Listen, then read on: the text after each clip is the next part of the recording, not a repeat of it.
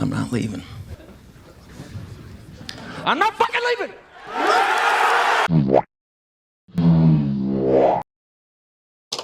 Why, hello there. I'm Tech Bob Ross, if he was cooked properly. And today's video is not about the Raiju V3 Pro because it isn't out yet. So we're doing the previous Razer PlayStation controller, which is still available and probably will be for some time. And this is shit. I will have a segment about the Wolverine V2 Pro versus the Raiju V3 Pro later in this video. I'll also have my review out on both the Raiju and the G7 Pro here soon. I just needed something to come back with after having a complete mental collapse for about 9 months. I do apologize for misleading you guys with that autistic community post I made back in like July or something. Again, the G7 Pro review will be coming soon. So here's a happy little program I recorded a couple of months before the G7 Pro's release about Razer's and potentially the world's first mechanical PS5 controller. And I also bottled the intro when I recorded this video, so enjoy. Oh, fuck. So about 3 or 4 years ago, I made a review about a Razer controller that by itself sounded like you were in a gaming cafe. It was that one. A year or so later, they were like, hey, wouldn't it be like cool if we changed its gender? Despite trying out the blue side of the force, Razer chose not to make some immersive controller with haptic motors and an NSA spy microphone. Instead, they took the old V2 Chroma for Xbox, gave it a mid wireless connection, some really mid adjustable clicky triggers, a clicky touchpad, and then they just decided to say plus 100 to the price and sold this for $250. That is a colossal load of horseshit. The V3 Pro for Xbox came out last year, has more features. It actually has a carrying case so you don't lose your thumbsticks, 4 rear buttons that are actually usable, and all of that for $50 cheaper, making the V2 Pro the most transparent scam in all of gaming history. Drop the fucking money and run, boy. Right!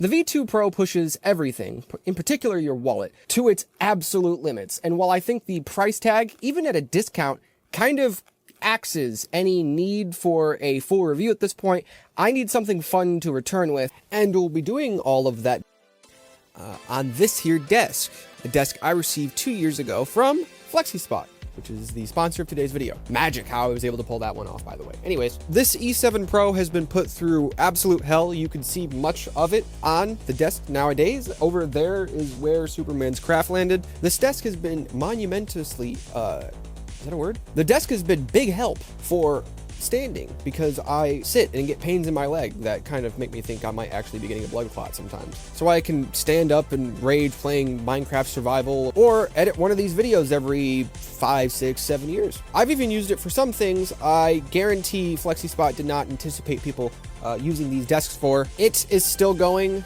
It and the monitor are the only reliable things in my entire setup. Despite the premium price, you do get a premium product with an insane amount of build quality, and it's so heavy I truly, honestly don't know how the mailman got it on the porch. There's even a New Year's sale going on for the specific desk model I happen to own, so be sure to check out the FlexiSpot website linked in the top of the description below. I appreciate them sponsoring me for my return to YouTube, and be sure to pick one up if it fits your special needs. Very poor choice of words. Right. The V2 Pro features 3 different clicky switches for the faceplate. The same can be set up front where 3 different switches are used for the bumper's triggers, M1 and M2 buttons, and they all share a 3 million click lifespan. The triggers can be unclicked for normal use, and everything, aside from those triggers, feels absolutely immaculate to the touch. Not to mention the sound.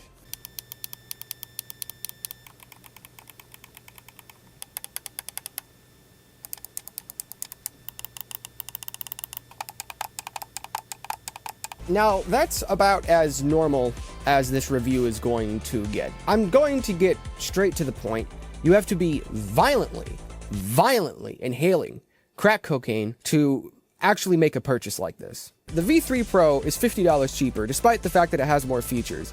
It has a carrying case though, which makes sense because that has extra thumbsticks, but The V2 Pro also has extra thumbsticks, but it doesn't have a case, so there's a decent chance you'll lose them. On top of that, the sticks are exceptionally wide, so the range of motion for these thumbsticks cannot be that good because the holes for the thumbsticks are no bigger than any other controller. The sticks in all regards are as wide as academics, and the anti-friction rings feel probably like the Polar Express did when it was gliding on ice. It wasn't necessarily smooth, and the worst part about Razer's controllers, and specifically the V2 Pro, is that it's a PlayStation controller.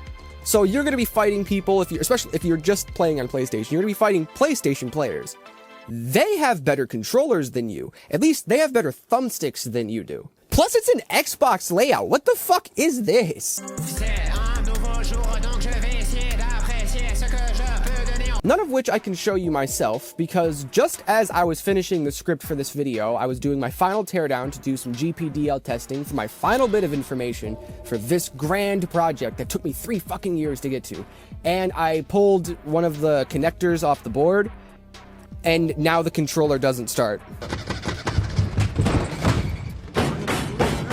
Listen, it wasn't my fault. So, fun fact, I have rewritten this video 4 separate times over the course of 3 years. And it took me that long to get this video to you guys because that's how long it takes to click one of these clicky triggers, so I wasn't able to make this review until then. There is a ton of travel on the triggers, and there's not much of a click once you bottom them out. They are massively disappointing. M1 and M2 would be better off mapped to the triggers because they are much shorter and much faster and feel much better. And thankfully the bumpers are also pretty sick. The V2 controllers have had really good bumpers ever since Razer fucked the bumpers up on the original V2 controller that came out and then had to fix that, and then they were good. The V3 Pro has like really good clicky triggers. The V2 Pro is it's the front of it's like 66% sick and 33% ass. The faceplate buttons don't do much better. A satisfying clicky D-pad is ruined by the ease of a double input. It's very easy to press right or left when trying to go up or down or vice versa. It was a misinput, calm down!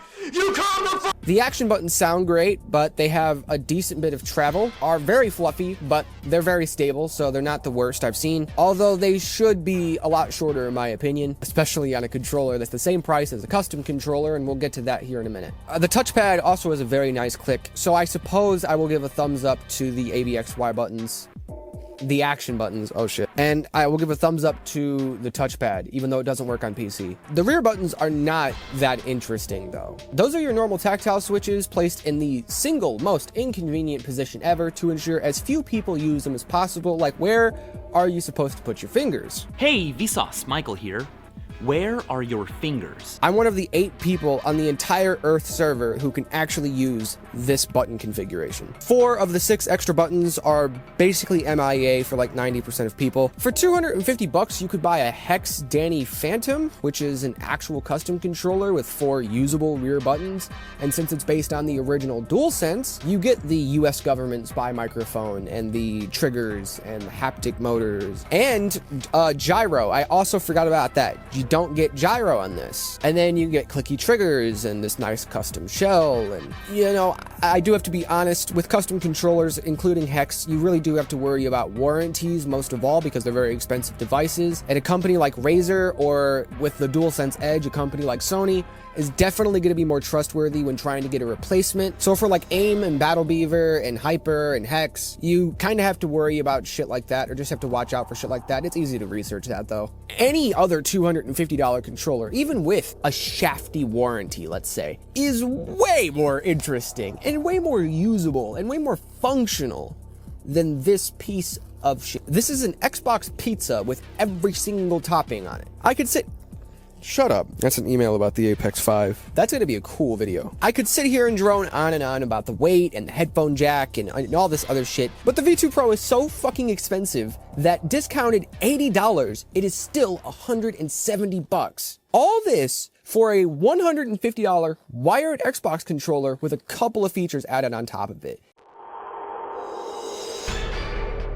The 3-headed snake demon has returned, and they have renamed their PlayStation controllers Raiju again. And it's fitting because a lot of people liked the Raiju, the Wolverine PlayStation controller that Razer made sucked ass, and the new Raiju, despite some issues, is without a doubt one of Razer's best entries yet. At $220, it is $30 cheaper at MSRP than the Wolverine V2 Pro.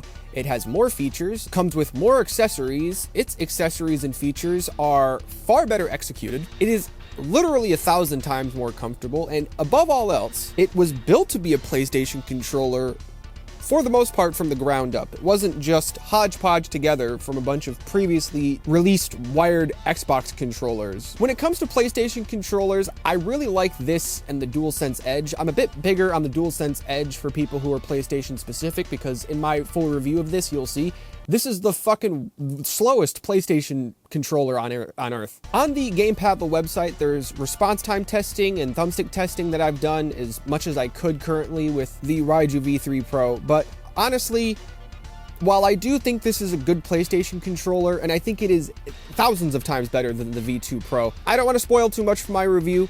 But in terms of PlayStation Pro controller, the DualSense Edge is still your best bet. Obviously, the V2 Pro is not worth anyone's time. I just kind of need something to return with. Most of this video was recorded ages ago, months and months ago. So for those of you who did come out to watch this video, even though it's not the current Razer controller or the G7 or anything else, and I haven't been here in almost a year, I do appreciate you guys. I didn't really disappear anywhere or go off and do anything. I've kind of just been rotting away for quite some time, and I'm glad to be back. I did kind of feel like I needed to reshoot the outro though, because I've been gone for almost a year. I won't sit here and bore you guys with fucking details. Basically, as any other person who has any other cool thing going on, I've gotten in my own fucking way, and I'll leave it there. I'll only talk to you guys on my Instagram or the Discord or the community tab if I got something going on right now. I apologize to those I let down. Hopefully I can make it up with a whole hell of a lot more content. I hope you guys love it. If you love this video, drop it a love thing with the subscribe button,